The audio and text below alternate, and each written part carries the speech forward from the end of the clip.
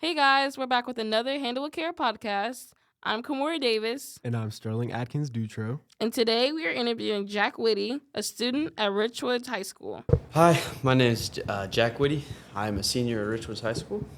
Thank you so much for being on the podcast with us. It's Yes. no problem. All right, and we're just gonna get right into it. So, who is a trusted adult in your life? I would have to say my parents and all of my grandparents. I trust them with everything. Why? Well, my grandpa Mel specifically, he's pretty much taught me how to do a lot. Like driving with trailers, hunting and shooting and fishing. Do you think it's important for everyone to have a trusted adult in their life? I do. I feel like if I didn't have somebody I trust, like my parents or my grandparents, I wouldn't really be in the spot I am today. I don't think I'd be anywhere near as a good driver. I think my parents helped me a lot when it came to like fending for myself. Now, if I didn't have them, I'm sure I would be okay, but I definitely wouldn't be as comfortable as I am today. I just know that I'm going to be okay. And if something does go wrong, I can always go to them. Right. And I do think that having that outlet with my parents and even my grandparents, it definitely helps me. I don't know how other people do it without. I mean, dude, if I didn't have grandparents, my parents, anybody, even just my friends, it would be tough. I couldn't imagine. I feel bad for the people that don't. What qualities do you think are important for adults to have when giving support to students and their children, grandchildren? Like I said, I've been blessed enough to have parents and grandparents that I can go to and trust because they're people that have power, but they don't overuse it. I grew up in a religious family, so I always have that outlet, and my parents always have that behind them, especially my mom. I'm an intern over at Washington Police Department, so I see everything that goes on. I've been to retail thefts. I've been to domestic calls. We've pulled over lots of people. I've gone to medical calls. I've gone to just other calls. I don't think I've had to deal with one person under 21, except for like driving, like traffic stops and stuff. But that's normal. That's all ages. I will say that there's been a lot of times where we would go to a domestic situation and we'd separate them, but then we'd look in the windows of the houses or in the backyard and there'd be kids just standing around watching it, crying, getting their dogs. That's not something that kids should deal with. That's not I something agree. kids should see. I feel like for those situations, the adults have to do what's in best interest for the child because related to all the ACEs, if they have to grow up with all those adverse childhood experiences, it doesn't allow for a life that would have been like, not having to deal with that, if that makes sense. No, kids are already at a disadvantage when they got to see that stuff as a kid. I mean, going to those calls where we just see the kids, I mean, there's been multiple kids, I'll say under the age of 10, that have had to see this. Yeah. And they're all just sitting in the corner crying because they got to see their parents fighting with each other. Exactly. And then they grow up and think that's It's all it normal, is. yeah. That's just Exactly. normal. The kids watching their parents get into fights, and the parents don't realize that when they have kids, immediately that they're the kids' role models, and the kids are gonna model what they see. Yeah. So kids seeing all of that, it's just a big circle. The kids that have to see that, I just feel bad for, because I can't connect to them. Yeah.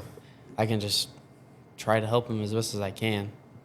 I wish you could just say, close your eyes and cover your ears, but they already seen it. Exactly, over and over again. I feel like for our generation, we rely kind of heavily on our adults as like role models. So if you see them acting a certain way, you want to look up to how they're acting, right? So if they're acting immature, per se, like a child, then you're going to follow in their footsteps acting that way if they don't know any different, if that's what's going on in the household. And if that's what's going on in the households of the people that they hang around, because that's what they can relate to. Can you think of a trusted adult in your school? Yeah. Fighting? The attendance lady at Richwoods, Miss Bishop, dude, she's awesome. I mean, if somebody's having trouble in class, they'll go sit with her, and she'll ease them through it. Like yesterday, I'd finished my work, and my teacher said, just do whatever So I said, hey, can I go down to the office? And I hung out with Miss Bishop for like 45 minutes. I went to that room with her. It was just the attendance room. It's a small room. And there was like 4 other kids in there with us, just talking, hanging out. She's awesome. There's some good teachers, like the basketball coach. He teaches a business class. Will Smith, I love him. He might be my favorite teacher in the school. Everybody loves him. I don't know a person at school that doesn't like him. Oh, that's good. Yeah. That's what they connect to. I will say also that religion's played a big part in my family. I went to a Lutheran grade school for 9 years, and before that I went to a Lutheran preschool. But I've always been a part of the church, been a part of the Lord, and I do think that having somebody that powerful to look up to also helps a lot. I agree. I agree. Like, I'm a senior graduating this year, going to Southern Illinois. And my sister's in 8th grade. Right now, she's finally like realizing that it's going to be completely different.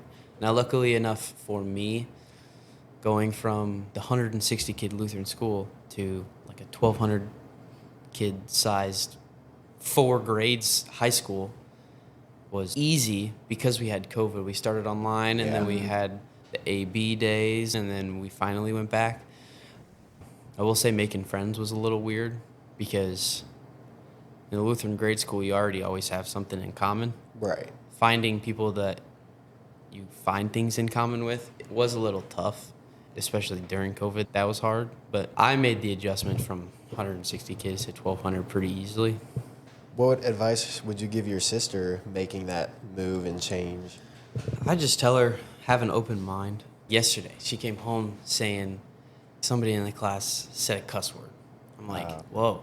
Yeah. That's a big thing in that little Lutheran grade school. Mm-hmm. My sister's name's Annie. I said, Annie, when you go to high school, it's not. It's Yeah, every sentence. no, every second, every. Unfortunately, The it's Every teachers word will in the say book. them. The teachers will say them with you. It's going to be hard for her, way harder for her than it was for me. She won't have that slow transition. I had a few friends in some of my classes, and Annie will have a few friends in hers, but she'll have classes where there's not going to be anybody. And she's just like, well, what do I do? And I'm like, well, the good thing about high school is there's lots of small group work.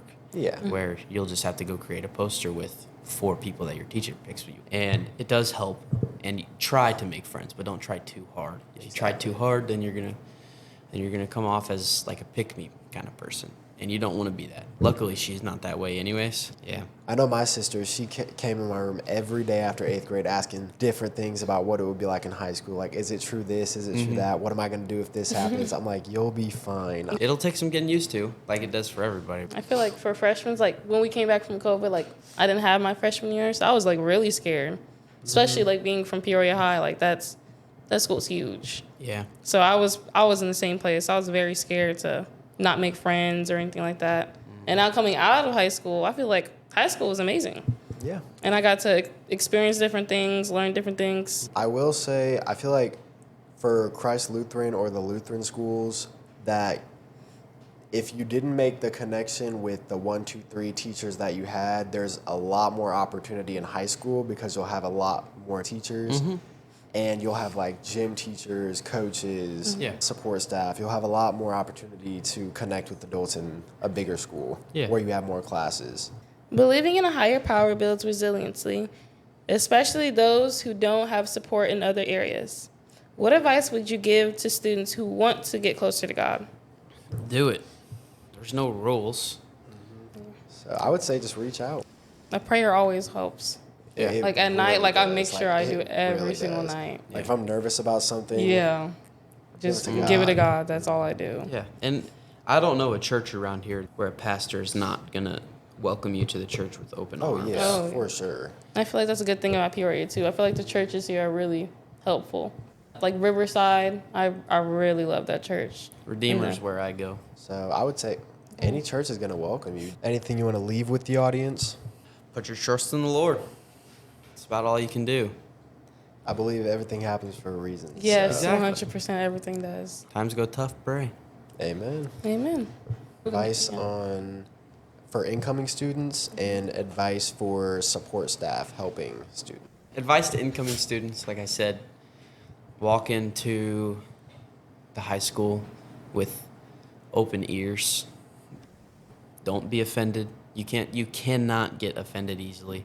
People are going to say stuff there. I mean, you'll get picked on. Everybody gets picked on at some point. Yeah. I mean, the teachers get picked on, for goodness sake. But stay out of trouble.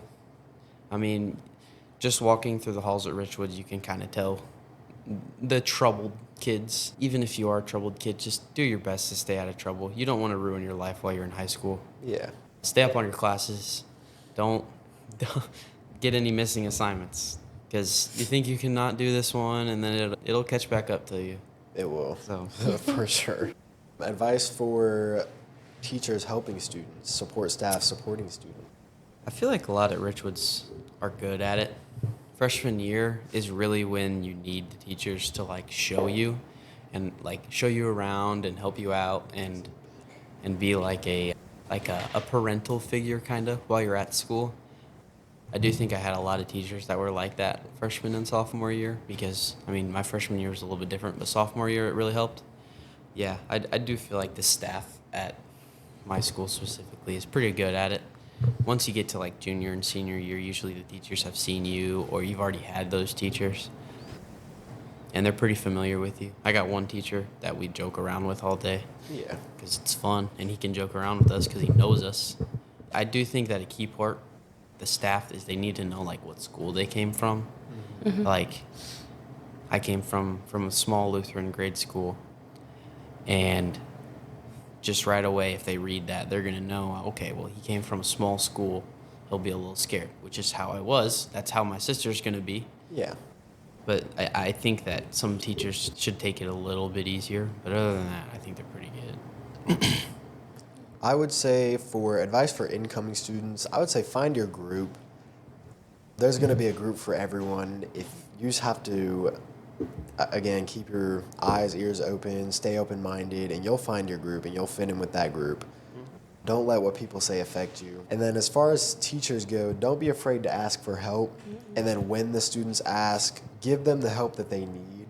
I would say tell them what they need to hear versus what they want to hear, because telling them what they need to hear is going to help them more in the long run than telling them what they'd want to hear. If they don't realize it then, they'll realize it later. I would say for incoming students, don't be scared.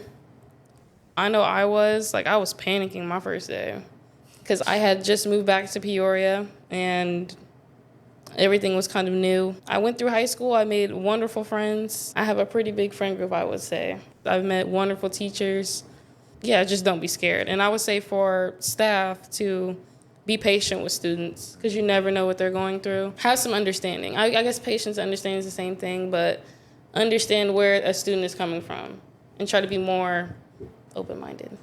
Thank you for listening to the Handle with Care podcast. We hope this episode gave you a better understanding of what students and staff may be going through and ways to support them. Remember, you never know what the person next to you is going through. If this episode resonated with you and you need resources but are not quite sure where to find them, they are located on the same page as the